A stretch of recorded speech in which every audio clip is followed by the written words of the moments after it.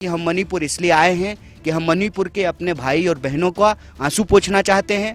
हम यहाँ पर जो हिंसा की स्थिति है, जो बंटवारा है, उसको समाप्त करके शांति स्थापित करना चाहते हैं। इसलिए भारत जोड़ो न्याय यात्रा की शुरुआत मणिपुर से। उन्होंने कहा कि जब देश के लोग मर रहे हैं, जब मणिपुर के लोग मर रहे हैं, तो हम उनके बीच में जाएंगे। कि अन्याय की आंधी बह रही है, इसलिए अन्याय की आंधी बह रही है कि संस्थानों को कब्जा कर लिया गया है। अगर मीडिया में सवाल नहीं उठाए जाएंगे लोगों के ऊपर होने वाले अन्याय पर, अत्याचार पर, आप सोचिए मणिपुर में अत्याचार हो रहा है, अन्याय हो रहा है, और प्रधानमंत्री जी एक बार मणिपुर का नाम लिए हैं। उस अन्याय के खिलाफ न्याय के लिए जो है राहुल जी संघर्ष कर रहे हैं। देश के नौजवानों से अपील करना चाहते हैं कि आप आत्महत्या मत कीजिए। देश के किसानों से अपील करना चाहते हैं कि आप आत्महत्या मत कीजिए। एक साल में 12,000 से ज्यादा किसान आत्महत्या कर रहे हैं। तो हम इस देश के किसानों से, नौजवानों से, महिलाओं से, सबसे कह रहे हैं, राहुल जी कह रहे हैं कि डरिए मत, सहिए मत, अन्याय के खिलाफ संघर्ष कीजिए। मैं कहता हूं कि जो भाजपा के समर्थक हैं, जो भाजपा के वोटर हैं, क्या उनको न्याय की जरूरत नहीं है? हम इस देश के 140 करोड़ लोगों के लिए के न्याय के लिए लड़ रहे हैं। महंगाई से कौन प्रताड़ित नहीं है? महंगाई का जो अन्याय है उससे कौन प्रताड़ित नहीं है? तो हम सबके लिए लड़ रहे हैं। तो वो आम लोगों से मिलना चाहते हैं और उनका जो भी दुख दर्द है वो उनकी भाषा में सुनते हैं और उनको आश्वासन देते हैं कि सरकार तो हम नहीं है, लेकिन आपके हक के लिए, आपके न्याय के लिए लड़ेंगे जरूर। कांग्रेस पार्टी किसी भी धर्म के खिलाफ नहीं है, किसी भी धार्मिक आयोजन के खिलाफ नहीं है, किसी भी धार्मिक भक्ति भाव भावना के खिलाफ नहीं है। कांग्रेस पार्टी सर्वधर्म समभाव में विश्वास रखती है और आज से नहीं, यही बात गांधी जी कहते आए, रघुपति राघव राजा राम, पतित पावन सीताराम, ईश्वर अल्लाह तेरो नाम, सबको सन्मति दे भगवान। सबको, मोदी जी वाला नहीं, सबका साथ सिर्फ कहने के लिए, सबको सन्मति दे भगवान। ये ऐसा राज्य है, एकमात्र राज्य है जिसके 2 मंत्री पिछले 8 महीने से मणिपुर से लापता हैं। सभी लोगों ने, सभी संस्थाओं ने राहुल जी से यही मांग की कि ये शासन में संवेदनशीलता आनी चाहिए, प्रधानमंत्री को मणिपुर आना चाहिए, और सभी ने मांग की कि बजट सत्र में कांग्रेस पार्टी और राहुल जी ये मांग करें कि प्रधानमंत्री चुनाव के पहले मणिपुर आए। मणिपुर की पीड़ा, मणिपुर की संकट, देश की पीड़ा और देश की संकट, ये सिर्फ मणिपुर तक सीमित मसला नहीं है। साथियों, आज भारत जोड़ो न्याय यात्रा का दूसरा दिन है। कांगपोकपी और सेनापति जिले से हम बस यात्रा हमने किया है।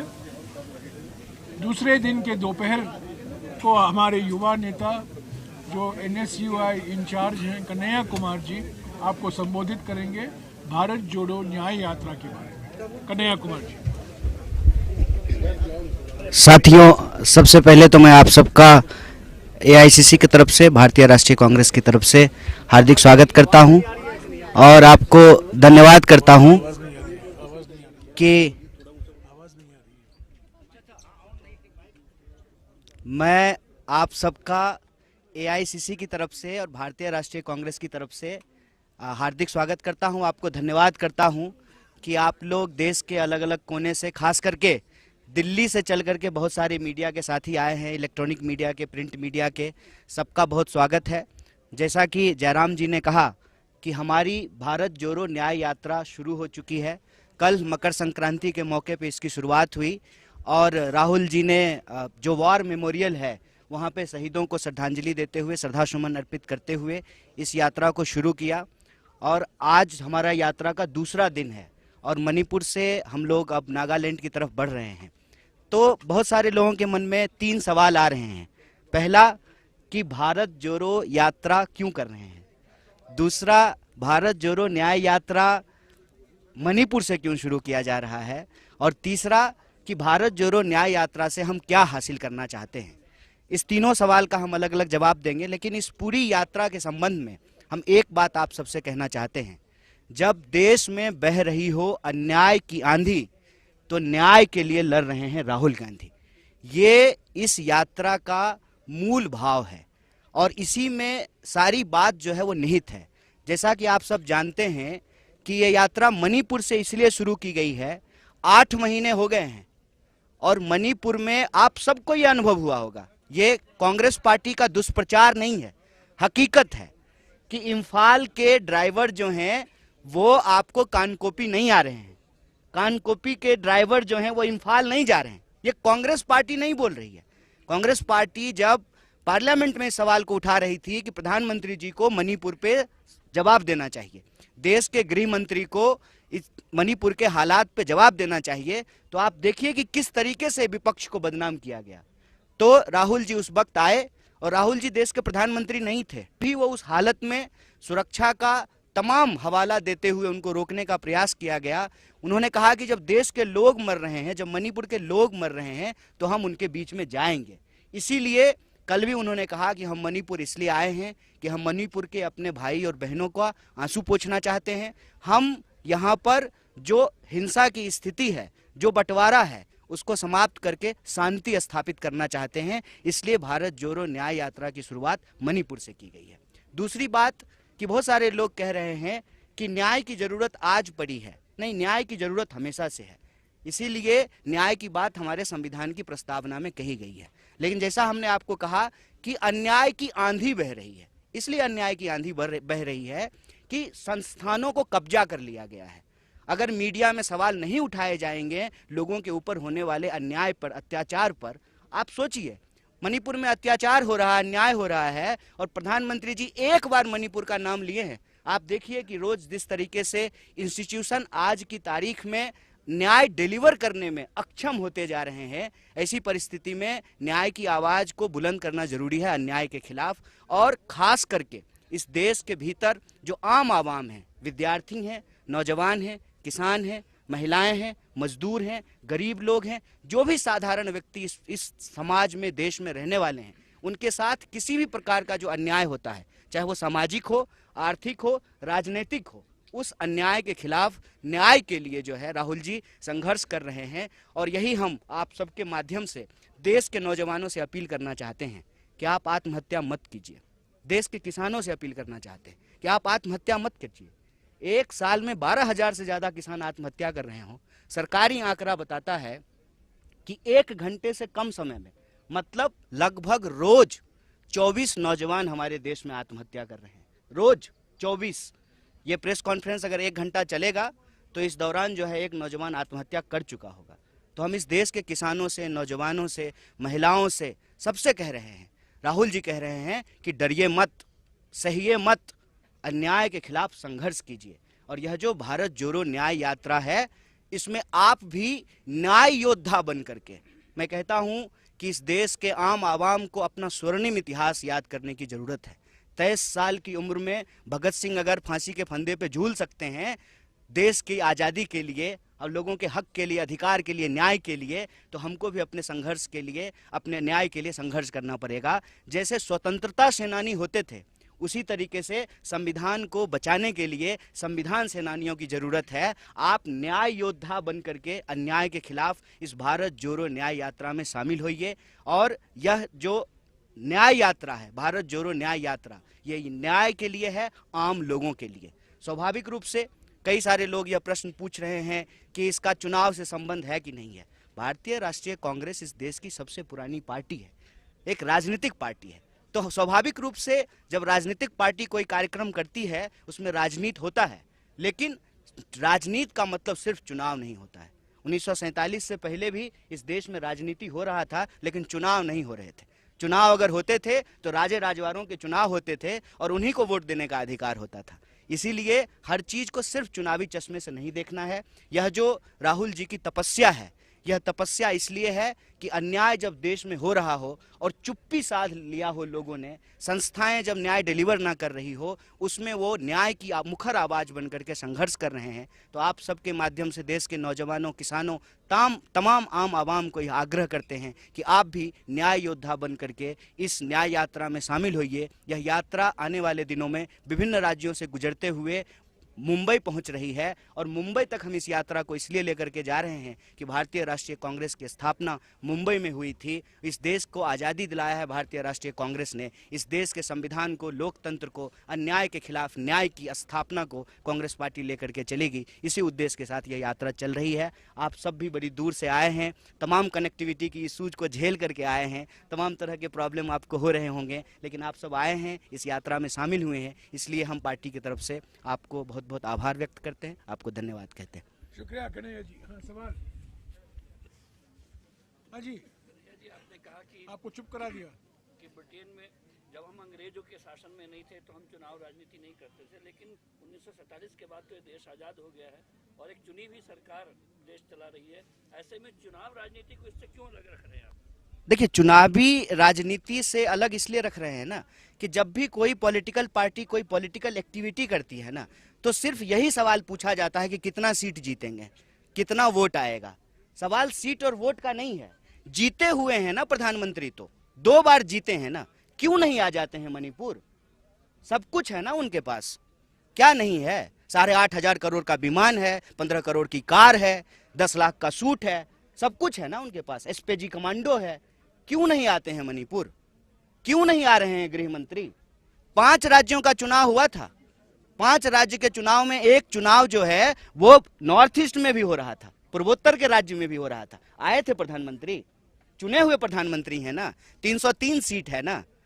सिर्फ चुनाव पे हर चीज को सीमित कर देंगे तो फिर हमारे आंख के सामने जो अन्याय हो रहा है उसमें न्याय कौन ढूंढेगा? न्याय के लिए कौन लड़ेगा? हर चीज को अगर चुनाव पे ही सीमित कर देना है। राजनीति से हम इनकार नहीं कर रहे हैं, एक पॉलिटिकल पार्टी है, हम एनजीओ नहीं है, हम एनजीओ नहीं है, हम चुनाव लड़ते हैं, हम चुनाव लड़ेंगे, लेकिन सिर्फ चुनावी नफा नुकसान से हर चीज को देखेंगे तो इस देश का बंटवारा होता रहेगा, जैसे बंटवारा हो गया है मणिपुर का। सिर्फ वोट के गणित से नहीं आ रहे हैं ना, सुरक्षा के सवाल से तो नहीं है। हम लोग जब आ सकते हैं तो प्रधानमंत्री क्यों नहीं आ सकते हैं? मतलब वो सुरक्षा के सवाल से नहीं आ रहे हैं, वोट के गणित से नहीं आ रहे हैं। इसीलिए हम कह रहे हैं कि सिर्फ चुनाव का मसला नहीं है, लोगों के अन्याय के खिलाफ न्याय को स्थापित करने की बात है। चुनाव की बात कन्हैया जी इसलिए बार-बार की जा रही है क्योंकि सत्ता में आएंगे तभी न्याय का हक जनता को दे पाएंगे आप। नहीं, गांधी जी की जो है शहादत 48 में हो गई, चुनाव इस देश में 52 में हुआ था ना सर। तो गांधी जी तो चुनाव नहीं लड़े थे, तो हम ये कह सकते हैं कि गांधी जो है इस देश में न्याय के लिए नहीं लड़े। इस देश में हजारों साल से लोगों को मंदिर प्रवेश नहीं करने दिया जाता था। गांधी जी चुनाव लड़के लोगों को मंदिर प्रवेश नहीं कराए थे। छुआछूत के खिलाफ, वर्ण व्यवस्था के खिलाफ, इस देश के जो आम लोग हैं उनके हक और अधिकार के लिए गांधी जी लड़ रहे थे, सिर्फ चुनाव के लिए नहीं लड़ रहे थे। मैं कह रहा हूं कि चुनाव हम लड़ेंगे और पूरी मजबूती से लड़ेंगे। देश का सबसे मजबूत विपक्ष पार्टी होने का अपना रोल निभाएंगे, हम उससे भाग नहीं रहे हैं। लेकिन किसी भी संघर्ष को, न्याय को, किसी भी जो है लोगों के अधिकार को सिर्फ और सिर्फ चुनाव से सीमित कर देने से उसका आधार छोटा हो जाता है, उसका जो है क्षेत्र छोटा हो जाता है, उसमें शामिल होने वाले लोगों की मानसिकता संकीर्ण हो जाती है। मैं कहता हूं कि जो भाजपा के समर्थक हैं, जो भाजपा के वोटर हैं, क्या उनको न्याय की जरूरत नहीं है? हम इस देश के 140 करोड़ लोगों के लिए के न्याय के लिए लड़ रहे हैं। महंगाई से कौन प्रताड़ित नहीं है? महंगाई का जो अन्याय है उससे कौन प्रताड़ित नहीं है? तो हम सबके लिए लड़ रहे हैं, इसलिए हम ये बात कह रहे हैं। वीरेंद्र के 2 सवाल। कहिए। हाँ जी, पूछिए। हाँ मोहित। मेरा सवाल मोहित। राहुल गांधी ने मणिपुर संवेदनशील इलाका, यहाँ पे हिंसा हुई है पहले, कुकी समुदाय से भी राहुल गांधी की मुलाकात हुई, मैतई के लोगों से भी मुलाकात हुई। दोनों समुदायों से क्या बातचीत उनकी हुई है, क्या आश्वासन उनको उन्होंने दिया है और उन्होंने क्या अपने मेमोरेंडम उनको सौंपे? देखिए, राहुल जी ने पिछली बार जो यात्रा की थी तो उसका उद्देश्य यही था कि हम आम लोगों के बीच जाएंगे ताकि आम लोग हमसे बहुत आसानी से मिल सके।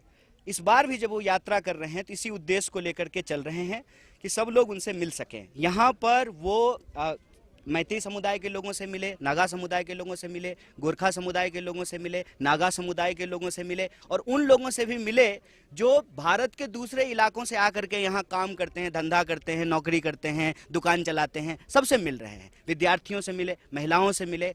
उन्होंने एक बात समझी है और अपनी बात वो खुद बताएंगे जब आप लोग से बात करेंगे कि सारे लोग शांति चाहते हैं। आप किसी से भी बात करके देख लीजिए, पोस्टर चाहे किसी भी समुदाय के द्वारा लगाया गया हो, सब कह रहे हैं वी वांट पीस। सबसे उनकी पहली मांग ये है कि शांति स्थापित हो, उससे तमाम लोगों का जीवन जो है वो अस्त व्यस्त हो रहा है, प्रभावित हो रहा है। हाँ जी, एक मिनट आ रहा हूँ। कहा देश में अस्थिरता है, खास करके मणिपुर की जिक्र आपने की कि दो भाग में बटा हुआ है। जेपी नड्डा ने कहा कि देश में स्थिरता और देश को आगे ले जाने के लिए आज से एक बार फिर मोदी सरकार देश भर में दीवार लेखन कार्यक्रम शुरू किया जाएगा। वो स्थिरता मानते हैं मोदी के आने से, आप कह रहे हैं उनके होने से अस्थिरता है भारत में। देखिए, वो जो दावे कर रहे हैं वो दावे में सच्चाई कम, प्रचार ज्यादा है। सच्चाई आप सब लोग यहाँ आए हैं तो ये सच्चाई आप लोगों ने देखा है। अब दिखाएंगे नहीं दिखाएंगे वो एक अलग बात है। देखा आप सब लोगों ने है कि किस तरीके से एक राज्य को दो हिस्सों में बांट दिया गया है, और सरकार जो बैठी हुई है उसके जो मंत्री हैं, मुख्यमंत्री हैं, वो सब जगह नहीं जा सकते, और दिल्ली से तो लोग आ ही नहीं रहे हैं। तो स्थिरता का जो उनका दावा है वो सिर्फ प्रचार है। दूसरी बात यह है कि हम सिर्फ एक तरह के अन्याय की बात नहीं कह रहे हैं, हम कह रहे हैं सामाजिक, आर्थिक, राजनीतिक तीनों प्रकार के जो अन्याय चल रहे हैं। मैंने आपके सामने नौजवानों की आत्महत्या का आंकड़ा दिया। आप देखिए कि किस तरीके से देश में नौकरियां समाप्त की जा रही है, किस तरीके से 45 साल में देश में सबसे ज्यादा बेरोजगारी है।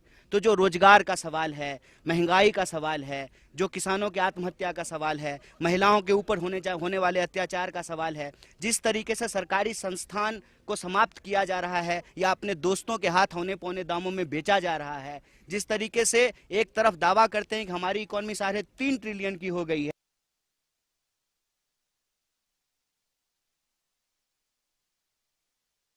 है, इसका जो बेकारी है, उसका जो अत्याचार है, उसका जो अन्याय है, उस अन्याय के खिलाफ हम न्याय की स्थापना चाहते हैं। हाँ जी, एक मिनट। मेरा सवाल सर आपसे नहीं, कन्हैया से अलग से, मेरे कन्हैया से। मैं संदीप बोल रहा हूँ वर्तमान न्यूज़पेपर से। कन्हैया जी, आप राहुल जी के साथ चल रहे हैं भारत जोड़ो न्याय यात्रा पे, इम्फाल, खोंगजोंग और होके फिर आप सेनापति तक आ गए। तो राहुल जी जो लोगों से मिले हैं, तो बस में चलते हुए आप लोगों के साथ उसका अनुभव कुछ शेयर किया कि उन्होंने कैसे न्याय का, शांति का न्याय दिलवाएंगे। देखिए, ये जो यात्रा चल रही है भारत जोड़ो न्याय यात्रा, यह जो पिछली भारत जोड़ो यात्रा है उसके ही भाव और विचार को आगे लेकर के चल रही है। उस वक्त उन्होंने एक बात कही थी कि हम नफरत के बाजार में मोहब्बत की दुकान खोलना चाहते हैं। तो वो जो बस है, वो बस जो ज्योग्राफिकल कंस्ट्रेन है, जो लंबाई है, और आने वाले दिनों में जो राजनीतिक गतिविधि देश में रहने वाली है, तमाम चीज़ों को ध्यान में रख करके पार्टी ने तय किया कि हम हाइब्रिड यात्रा करेंगे। पैदल भी उतर के चलते हैं, बस से भी चलते हैं। तो बस को जो है एक मोहब्बत की दुकान की शक्ल दी गई है। तो बस के भीतर भी लोगों से मिलते हैं, बाहर जो लोग सड़कों के किनारे खड़े होते हैं उनसे भी बात करते हैं, और हम आपके माध्यम से ये बात भी साझा करना चाहते हैं लोगों को कि आने वाले दिनों में आपके गांव से, गली से, सड़क से, बाजार से, शहर से जब यात्रा गुजरे तो एक बात का ख्याल रखिएगा कि आपको बाईं तरफ खड़ा होना है, क्योंकि वो बाईं तरफ रहते हैं और हमारे देश में बाईं तरफ चलना होता है। तो अब बाईं तरफ जो है आपको खड़ा रहना है, और बाईं तरफ वो बैठते हैं, लोगों से मिलते हैं, बात करते हैं, उनके आग्रह पे जो है वो उतरते भी हैं। और वो जो है संस्कृत में एक बात कही भी जाती है, सदा भवानी दाहिनी सन्मुख रहे गणेश। तो लोग जो हैं बाईं तरफ रहते हैं, हमारे देश में बाईं तरफ हैं, वो चलेंगे। तो उनसे आग्रह है कि वो रहें, वो मिलते हैं, और बस वो जो मोहब्बत की दुकान है उसमें बुला करके, बिठा करके बात भी करते हैं। विद्यार्थियों से मिलते हैं, नौजवानों से मिलते हैं। आज ही रास्ते में जो है ट्रक ड्राइवरों से मिले हैं। तो वो आम लोगों से मिलना चाहते हैं, और उनका जो भी दुख दर्द है वो उनकी भाषा में सुनते हैं, और उनको आश्वासन देते हैं कि सरकार तो हम नहीं है, लेकिन आपके हक के लिए, आपके न्याय के लिए लड़ेंगे जरूर। एक मिनट सुनो, सर एक सवाल, क्योंकि आप न्याय की बात कर रहे हैं, तो आप न्याय के लिए लड़ रहे हैं, सिर्फ बात नहीं कर रहे हैं। न्याय के लिए लड़ रहे हैं। सर, कांग्रेस पार्टी की तरफ से एक और डिमांड रखी गई थी, जो कॉन्सिक्रेशन सेरेमनी हो रही है अयोध्या में, आपने बोला था प्रेसिडेंट को करना चाहिए, प्राइम मिनिस्टर को नहीं करना चाहिए। अब उस पर जो शंकराचार्य हैं, सदानंद सरस्वती, उन्होंने बोला है कि प्राइम मिनिस्टर कर रहे हैं तो भी कोई गलत बात नहीं है, क्योंकि ये एक बहुत बड़ा मूवमेंट है हमारे देश के लिए। इस पे आप क्या कहेंगे? इस पे तो हमारे जो है वरिष्ठ नेता और साथी जयराम जी ने जवाब आप लोगों को दे दिया है। मैं सिर्फ आपको इस पर एक ही बात कहना चाहता हूँ, कांग्रेस पार्टी किसी भी धर्म के खिलाफ नहीं है, किसी भी धार्मिक आयोजन के खिलाफ नहीं है, किसी भी धार्मिक भक्ति भाव भावना के खिलाफ नहीं है। कांग्रेस पार्टी सर्वधर्म समभाव में विश्वास रखती है, और आज से नहीं, यही बात गांधी जी कहते आए, रघुपति राघव राजा राम, पतित पावन सीताराम, ईश्वर अल्लाह तेरो नाम, सबको सन्मति दे भगवान। सबको, मोदी जी वाला नहीं, सबका साथ सिर्फ कहने के लिए, सबको सन्मति दे भगवान। तो कांग्रेस पार्टी किसी भी धार्मिक आयोजन का विरोध नहीं करती है। जहां तक निमंत्रण की बात है, भाई हम लोग तो गाना सुनते थे ना, चलो बुलावा आया है, माता ने बुलाया है। भगवान जब आप बुलाते हैं आपको, भगवान जब आपको जो है ऐसी परिस्थिति पैदा करके देते हैं जीवन में, तो आप जाते हैं ईश्वर से मिलने के लिए। किसी निमंत्रण, किसी का शादी है क्या? ऐसा तो नहीं है कि जय शाह का जो है ब्याह हो रहा है और सबको जो है निमंत्रण बंटवा रहे हो अमित शाह, ऐसा तो नहीं है। तो वो कौन होते हैं भाई? वो तो भगवान के पास हम भक्त हैं। और एक बात और बताइए, मैं तो वहां से आता हूं, मेरी दादी कहती थी मन चंगा तो कठौती में गंगा। एक बूंद जो है गंगा जल, पानी को गंगा जल मान करके और आप पवित्रता का मंत्र पढ़ के वही गंगा हो जाती थी और आप शुद्ध हो जाते थे। तो कहती, मेरी दादी तो कहती थी मन मंदिर में ईश्वर का निवास होता है। ईश्वर आपके व्यक्तिगत आस्था का चीज है, प्रदर्शन का विषय नहीं है। लेकिन वो कर रहे हैं, उसके पीछे सबको मालूम है, सब जानते हैं, आप सब जानते हैं, पूरा देश जानता है। किसी साधारण व्यक्ति से पूछ लीजिए, वो आपको बता देगा कि आनन फानन में ये इसलिए हो रहा है कि चुनाव है। ठीक बात है। तो वो एक 22 तारीख के राजनीतिक कार्यक्रम में पार्टी ने आग्रह पूर्वक मना किया है कि राजनीतिक कार्यक्रम में नहीं जा रहे हैं। मंदिर जाएंगे, क्यों नहीं जाएंगे, जा रहे हैं। इस यात्रा के दौरान ही आप देखिएगा कि हम हजारों सैकड़ों मंदिरों में जाएंगे, गुरुद्वारों में जाएंगे, मस्जिदों में जाएंगे, चर्चों में जाएंगे, क्यों नहीं जाएंगे। कांग्रेस पार्टी जो है कोई एथीस्ट पार्टी नहीं है कि जो है मंदिर का विरोध करेगी या किसी भी धार्मिक अनुष्ठान का विरोध करेगी। कांग्रेस पार्टी जो है सब धर्म की पार्टी है और सब धर्म के नेता थे। कांग्रेस पार्टी के पहले कैबिनेट आप देख लीजिए नेहरू जी का, उसमें श्यामा प्रसाद मुखर्जी भी थे, अंबेडकर जी भी थे और मौलाना अबुल कलाम आजाद भी थे, जॉन मथाई भी थे।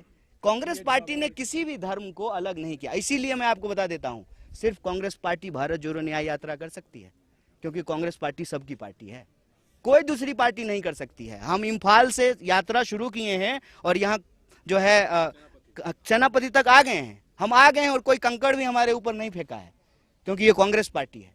दूसरी पार्टी जो है एक पहचान के आधार पे, एक क्षेत्र के आधार पे सिमटी रहती है। कांग्रेस पार्टी की विचारधारा सार्वभौमिक है, सबको साथ लेकर चलने वाली है, सर्वधर्म संभाव वाली है। तो सिर्फ 22 तारीख के निमंत्रण पे सारा बहस केंद्रित मत कीजिए, वो एक राजनीतिक कार्यक्रम है।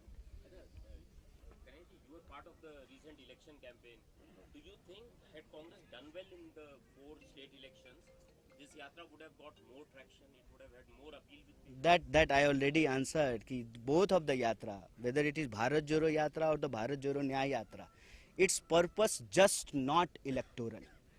There is a like demands of the people, there is a pain of people, there is problem amongst the people. We want to resolve those things and we have clear cut understanding about yatra. Yes, doing by the political party, but not just for the electoral gain and or the electoral impact. और sir आप लोग आप जयराम जी या राहुल गांधी बार बार भारत जोड़ो की बात कर रहे हैं, भारत में न्याय दिलाने की बात कर रहे हैं, लेकिन उसी बीच में बार बार मोहन भागवत के बयान आते हैं। आज उनका ताज़ा बयान आया है कि जो अयोध्या में ढाया गया वो गुलामी का प्रतीक ढाया गया। अच्छा, तो ऐसे आप लोग भारत जोड़ो या मोहन भागवत जी को बोलने का है, मतलब बोल पा रहे हैं आजकल? बयान। अच्छा, एक बात जान लीजिए, मोहन भागवत जी पहले मोदी जी के सामने एक इलेक्ट्रिक पोल का उद्घाटन करके पहले दिखा दें, फिर समझेंगे हम। जिस आदमी का मतलब अपनी पार्टी में जो लोग संघर्ष कर रहे हो, एक कह रहे हैं बिजली का खंभा का उद्घाटन करके हमको दिखा दें मोहन भागवत। अब बुजुर्ग आदमी हैं, आरएसएस के जो है तथाकथित प्रमुख हैं, सब कुछ अब मोदी जी के हाथ में है। हो सकता है मोदी जी आजकल कहे होंगे कि यही बोलिए, तो बेचारे बोल रहे हैं, उनसे हमको बड़ी सिंपैथी है। क्यों उनके बारे में बात कर रहे हैं हम लोग। और कुछ सवाल? और कोई सवाल? हाँ, नहीं, मेरा सवाल अलग है, बाहर। और कोई सवाल? अच्छा, मैं कल और आज बस में राहुल जी विभिन्न नागरिक संस्थाओं से मिले। अलग अलग समुदाय की संस्थाएं हैं, ये मणिपुर की हकीकत है। एक ज़माना हुआ करता था जब हम मणिपुर आते थे तो हम मणिपुरी संस्थाओं से मिलते थे। आजकल हमें अलग अलग समुदाय के संस्थाओं से मिलना पड़ रहा है।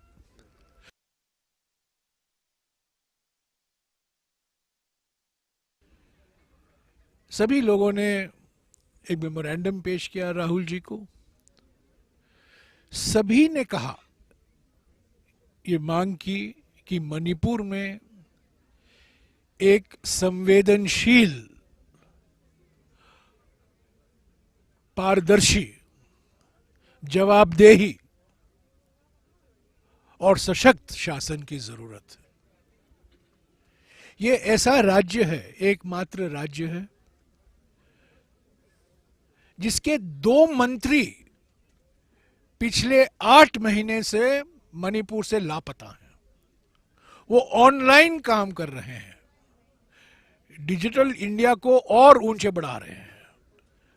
मणिपुर में नहीं है ये 2 मंत्री, और कहीं हैं, गुवाहाटी में, दिल्ली में, बेंगलोर में, कहीं भी हो सकते हैं, न्यूयॉर्क में। ऑनलाइन काम कर रहे हैं। कमाल का मंत्रिमंडल है ये। ऐसा मंत्रिमंडल है जिसका मुख्यमंत्री आज तक प्रधानमंत्री से मिल नहीं पाए हैं। जन्मदिन मुबारक ट्विटर से दिया गया, फोन करके दिया गया, डिजिटल मुबारक दिया गया।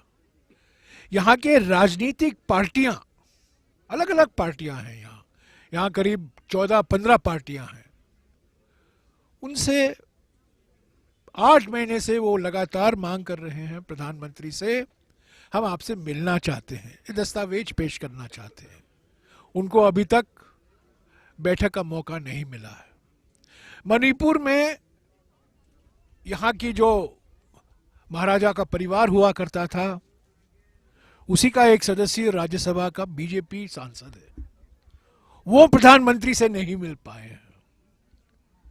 मंत्रिमंडल, केंद्रीय मंत्रिमंडल में एक मिनिस्टर ऑफ स्टेट हैं विदेश मंत्रालय के, अच्छे आदमी हैं, वो यहाँ के सांसद हैं, लोकसभा सांसद, वो मिले नहीं हैं प्रधानमंत्री से। कोई ऑल पार्टी मीटिंग नहीं बुलाई है प्रधानमंत्री ने। और आप सब लोग जानते हैं, कांग्रेस पार्टी ने अविश्वास प्रस्ताव लाया लोकसभा में अगस्त के महीने में। एकमात्र उद्देश्य था उस अविश्वास प्रस्ताव का, और वो एकमात्र उद्देश्य ये था कि प्रधानमंत्री अपनी चुप्पी तोड़े मणिपुर पर। हम ये मानकर चल रहे थे कि अविश्वास प्रस्ताव के समय जब वो जवाब देंगे, हम जानते थे हम हारेंगे, हमारे पास बहुमत तो है नहीं, पर ये एकमात्र हमारे पास एक विचार था कि यही हमारे पास एक हथियार बाकी है, संवैधानिक हथियार बाकी है, लोकतांत्रिक हथियार बाकी है, कि हम अविश्वास प्रस्ताव लाएंगे। प्रधानमंत्री ने 123 मिनट का भाषण दिया, उसमें 3.5 मिनट उन्होंने मणिपुर का जिक्र किया, और वो भी ऐसे कोई बड़ी बात नहीं कही। तो सभी लोगों ने, सभी संस्थाओं ने राहुल जी से यही मांग की कि ये शासन में संवेदनशीलता आनी चाहिए, प्रधानमंत्री को मणिपुर आना चाहिए, और सभी ने मांग की कि बजट सत्र में कांग्रेस पार्टी और राहुल जी ये मांग करें कि प्रधानमंत्री चुनाव के पहले मणिपुर आए। आप लोग सब जानते हैं कि प्रधानमंत्री को मिजोरम में चुनाव प्रचार के लिए जाना था, प्रोग्राम बन चुका था। 3 अक्टूबर को, मुझे अगर मेरी याददाश्त सही है तो 3 अक्टूबर को वो जाने वाले थे, और मैं भी उस दिन ऐज़ॉल में था। हम तैयारी कर रहे थे प्रधानमंत्री के चुनावी प्रचारी भाषण के लिए, पर प्रधानमंत्री नहीं आए। तो मैंने पूछा किसी से, कोई बीजेपी के कार्यकर्ता से मैंने पूछा, क्यों नहीं आए आपके प्रधानमंत्री? उन्होंने मुझे कहा, क्योंकि अगर वो मिजोरम आते तो सवाल उठता वो मणिपुर क्यों नहीं गए। तो आखिरी वक्त में उनका चुनावी प्रचार मिजोरम में कैंसिल किया गया। तो यही सब मुद्दे उठाए गए। कुछ आज छात्र भी मिले राहुल जी से, जिनका स्कूल और कॉलेज एजुकेशन में रुकावट आ गई है। जैसा कि कन्हैया कुमार जी ने कहा, एक ट्रक ड्राइवर मथुरा का भी मिला राहुल जी से, ऐसे ही मुलाकात हुई। एक और व्यक्ति बिहार में एक दुकानदार है, वो भी आए बस के अंदर, फोटो खींचा उन्होंने राहुल जी के साथ। पर जो नागरिक संस्थाएं मिली हैं आज मणिपुर में, कल शाम को और आज सुबह और अभी भी मिलने वाले हैं दोपहर को, सभी की मांग एक ही है, संवेदनशीलता होनी चाहिए, सशक्त मजबूत सरकार होनी चाहिए।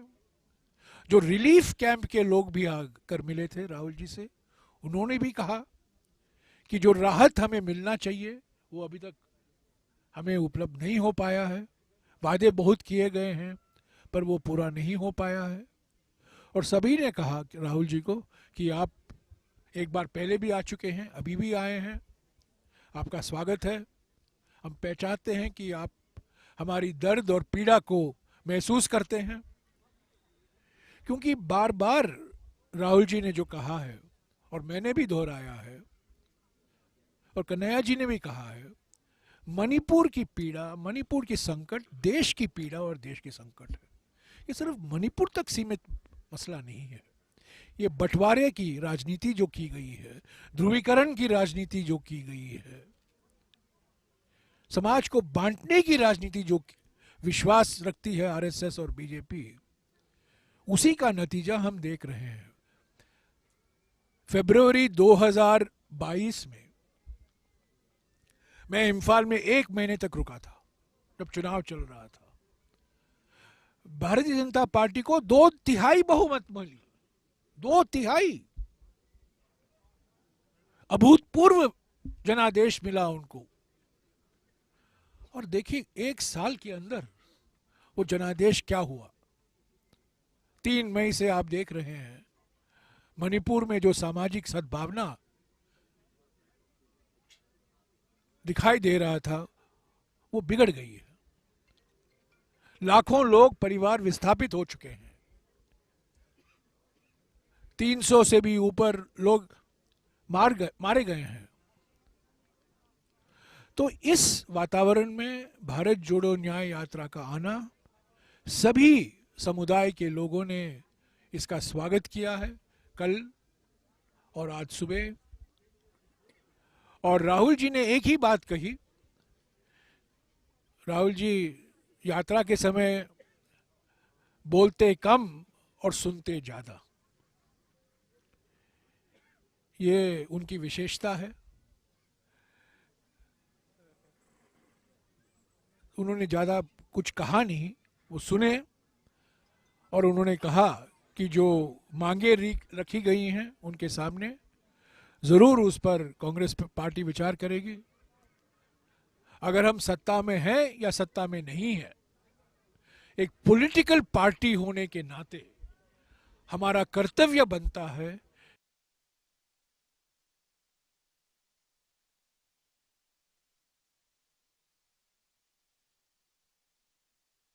बीजेपी की सरकार हो और किसी पार्टी की सरकार हो, उस पर दबाव हम बरकरार रखें कि जो लोगों की मांग है, लोगों की जो चिंता है, उसको सही तरीके से राज्य सरकार और केंद्र सरकार सही नीतियों के द्वारा लोगों के जो सवाल हैं उनका जवाब देना उनका भी कर्तव्य बनता है। बिल्कुल हम उठाते रहे हैं, पार्लियामेंट में भी उठाए हैं, अविश्वास प्रस्ताव के समय भी हमने उठाए थे, राहुल जी भी उठाए थे, हमारे कांग्रेस अध्यक्ष भी उठाए थे, सारे हमारे वक्ता, हमारे पार्टी के वक्ता उठाए थे। हमारी पार्टी मणिपुर में उठाती रही है हमेशा। एकमात्र आवाज है सामाजिक सद्भावना के लिए, सशक्त संवेदनशील सरकार के लिए। सिर्फ कांग्रेस पार्टी ही ये मांग उठा रही है।